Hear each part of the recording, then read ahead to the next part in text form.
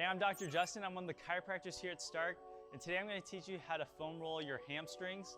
So what we're going to do is we're going to place that foam roll flat on the ground here.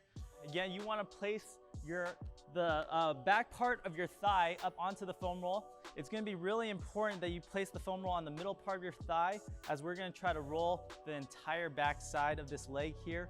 So we're going to try to keep that leg straight. We want to use your left leg for balance, your right arm for balance here, as if we're foam rolling our right hamstring. All right, and you're just going to go back and forth. So you're going to try to get all the way to the back of the knee here, and then you can roll all the way to the butt bone and just keep rolling back and forth, trying to find that pressure that you need to get into those hamstrings. Now, if you want to get into more of the outside part of the hamstrings, we just turn our foot out and kind of roll our body over to that right side just to get a little bit more pressure.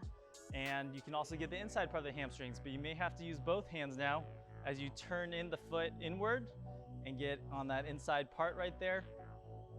Now, if you want to add more pressure and you're not able to get any more, what you could do is you could put one leg and cross it over and try to roll back and forth this way. Very good. Awesome. And that's how you foam roll your hamstrings. Check out our other mobility videos.